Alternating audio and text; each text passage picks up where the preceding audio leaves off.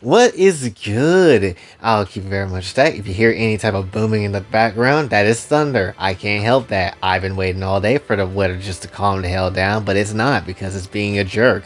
But when it comes down to it though, I thought I'd talk about Natlan again, and really just the overall concept of what Natlan has brought to the table and everything about it, and just the overall thoughts of everything that kind of has happened. I talked about the art conquest, and this will have some of the art conquest to talk about into it. But at the very same time, I'm just gonna mainly focus on like Natlan as a whole and not just like the one damn thing. And the reason why I'm also kind of bringing this up is that I think Natlan, for the most part, I think it's pretty much done at this point. I don't see anything else like major coming through, right? Unfortunately, I have been spoiled about who's coming next. I'm not gonna talk about who, but let's just be real here. The only other person I can think of that we haven't gotten in Natlan is Aoife, and considering that Aoife's in 5.5, at least we get to see like glimpses of him or whatever. And I think in Verace's story quest, no, not in Verace's story quest, the event that's going on that I haven't tried out yet. When it comes down to it though, that's like the other thing that we kind of can see of what's going on with that. So yeah, as far as we know, Aoife's like the last Natlan character that we are getting currently, right? So there is definitely that. Could be also that there is a tease to another character. If you've seen Verace's whole ass character demo, if you've seen like a certain somebody from Fontaine with the chef hat and all that type of stuff, so there is also that we could potentially look out for. But yeah, outside of 5.5, 5.6 is probably going to be, you know, a Fontaine thing maybe. I mean, or maybe it could be a Natlan thing, but I don't see what else you could do with Natlan because we got all the tribes now. And plus it would kind of make sense because like 5.5 be the end of Natlan for the most part. Then we got like, you know, maybe some characters or something and that'd be fun.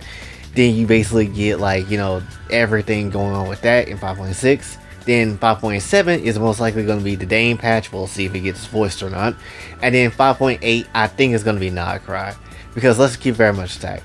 I don't think we're getting a Klee patch. I don't think we're going to get a Summer patch. I think we're getting straight up like a whole behind Nodcry patch instead of the usual Summer patch, because there's still plenty of story to go. Like we still got to get, you know, Malika's whole gnosis off of her. We still got to get the traveler to go there, and I don't think they would just hype up a place like Nodcry and then not just send us there before 6.0 kicks in.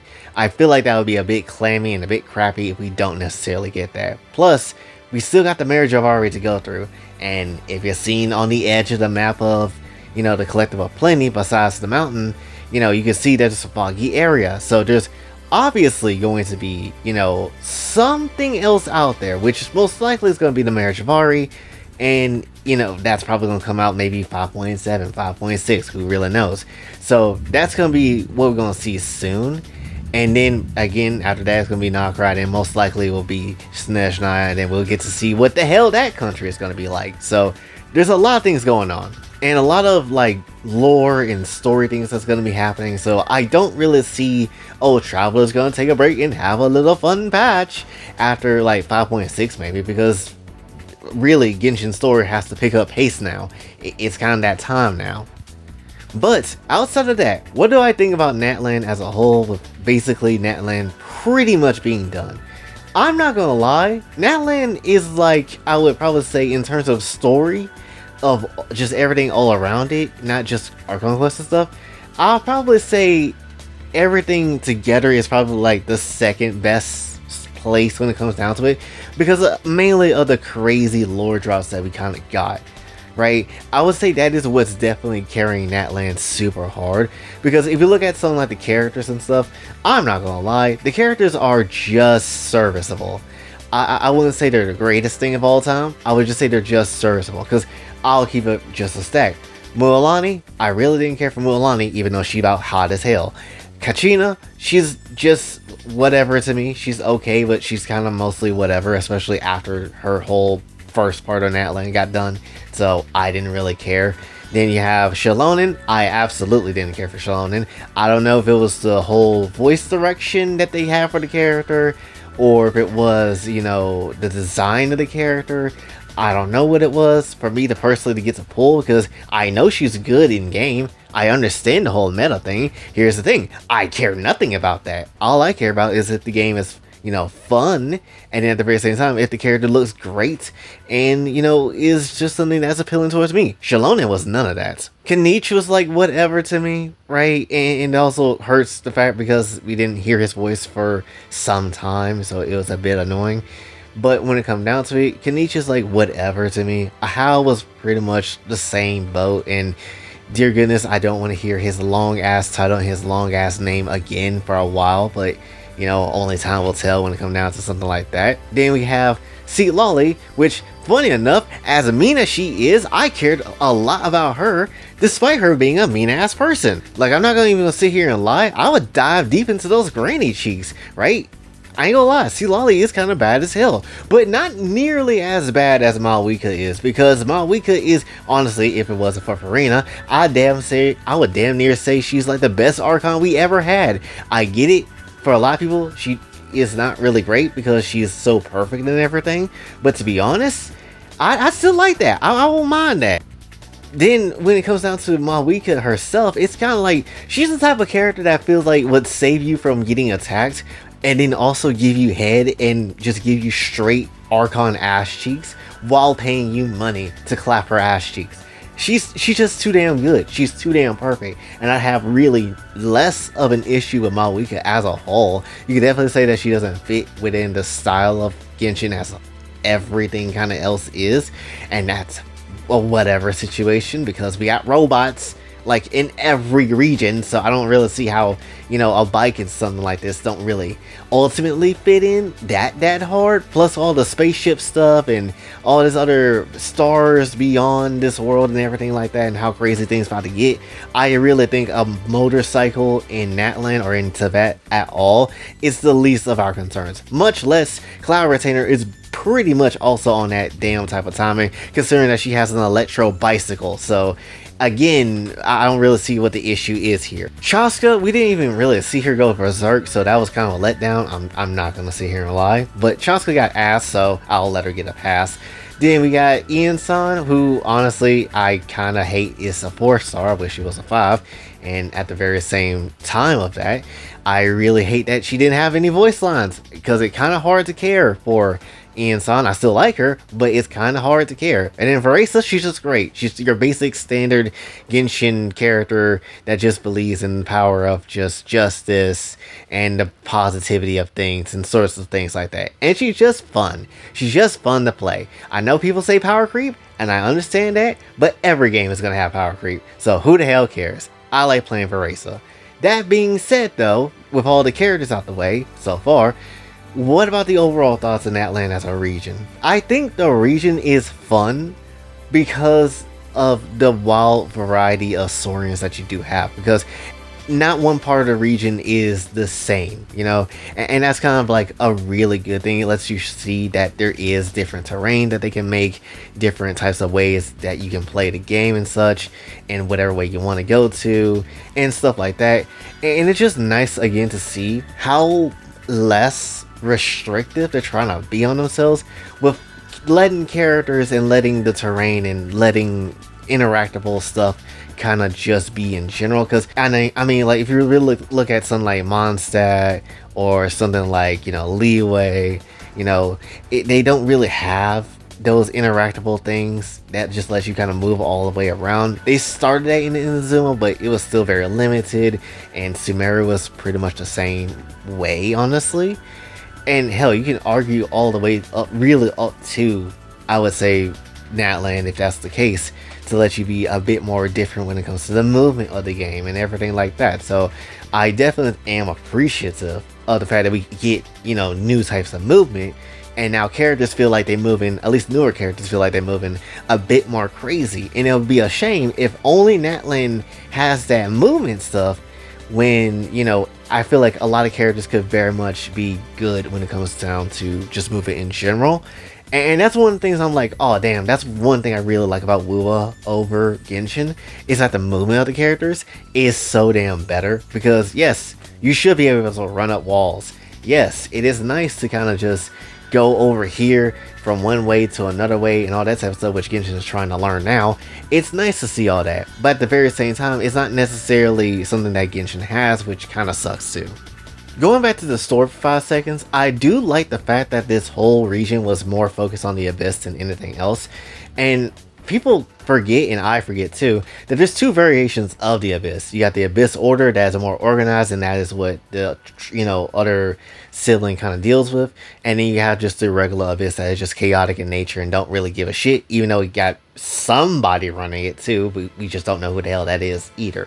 But still, it is nice to kind of see a region focus on that, because we haven't had anybody to really focus on the Abyss at all for any type of reason. And when it comes down to it, they just like yap about it, like, yeah, the Abyss is here, and oh boy, shake my fist at the Abyss. And that's really about it. But in this region, it's like, oh, people are mad affected by it, and it's pretty much everywhere, and we kind of have to deal with it all the dang time. So it's nice to see what does a region do in the face of this type of threat. And it's just nice to see that, we get to actually use the purification power, because we really hadn't had a reason to use it for a fair amount of time now, which, nice to see Traveler hasn't forgotten about that damn ability. And then the captain was great too. Like, what else could you really ask for a guy that's basically trying to challenge the gods because of some unfortunate circumstances? Like, what could you possibly ask for the captain to just really do to win you over if he hasn't won you over already? Like, he was straight up great from start to finish. Was very shaky on, kind of certain moments, because there was a point in time I was like, oh, I don't know if I want him to be a good guy or just keep him as a bad guy. But ultimately, I'm not necessarily mad at what they did with him, especially at the ending, right? So there is very much that. And that also brings up a whole nother point of really everything, which is essentially the lore of Natlan as a whole, with the dragons and everything that's connected to, the gods and all that type of stuff. Especially after going inside the volcano and learning the lore in there. There is a lot of wild and nonsense that has happened. I would deadass say this is possibly the most lore heavy region we have possibly ever had, right? Outside of moments like with Skirk and meeting her, and then some moments that happen in the other regions, still this is like the heaviest ones, because we saw literally how crazy the Abyss King actually get, mimicking, different enemies in the ley lines with that one boss that you can fight.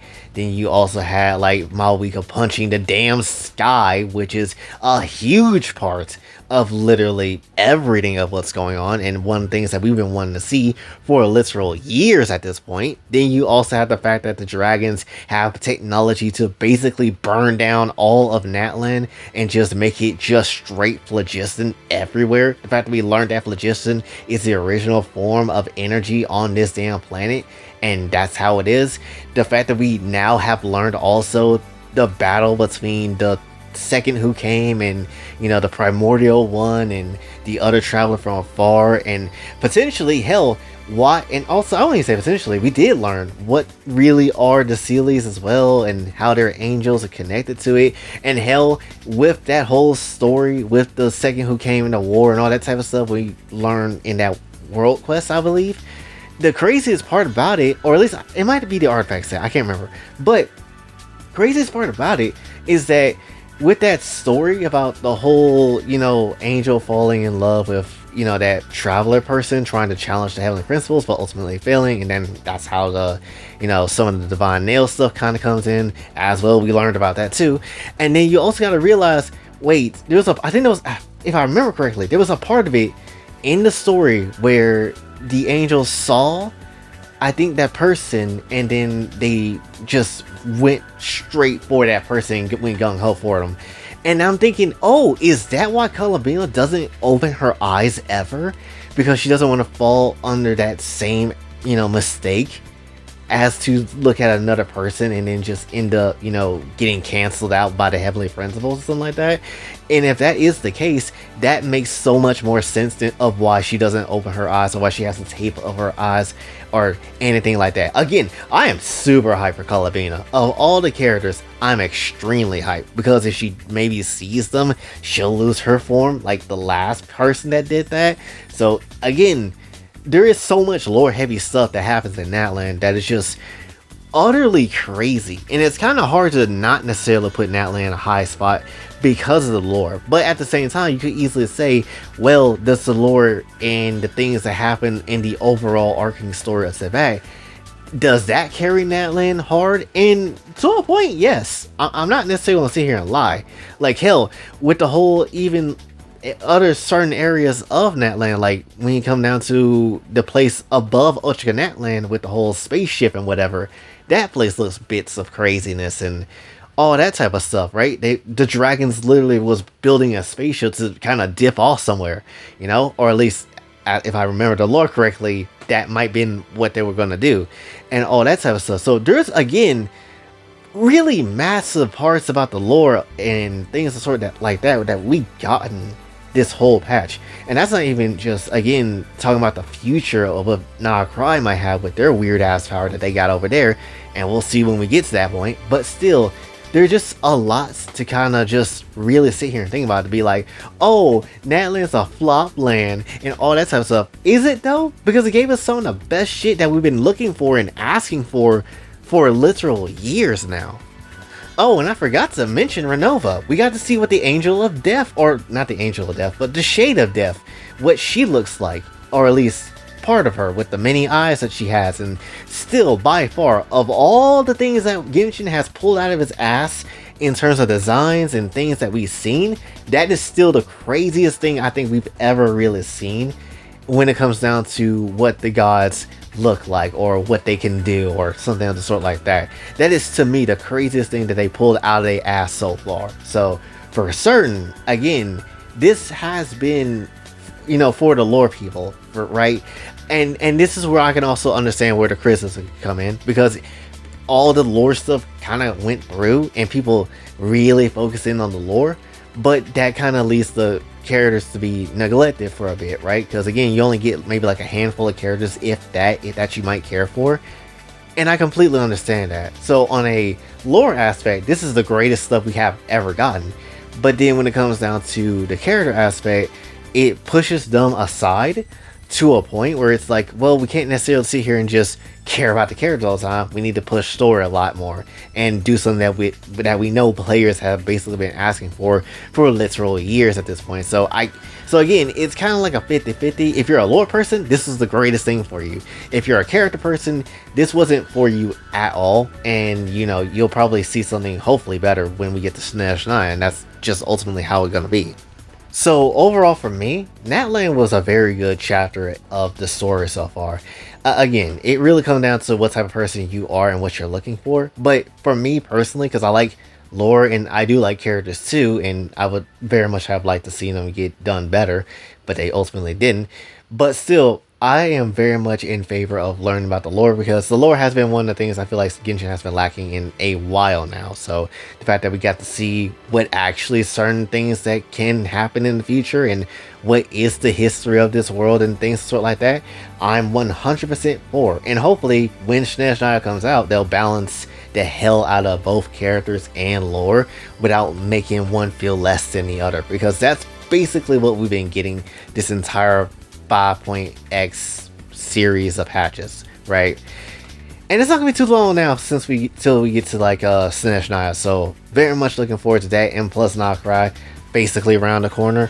Definitely gonna be looking to that as well, and that's gonna be something that we should all be ready for, because I have a feeling the lore is gonna get way more crazier than we possibly ever really thought, considering that there is like the gods in play and stuff like that, heaven principles and things beyond Tibet. And it makes me feel like honestly Conria is small potatoes compared to what the primordial one and everything else containing that's gonna be.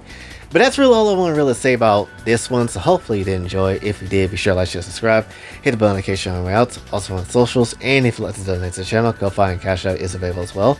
And until then, it's been your boy Jay, signing off. Have a blessed day.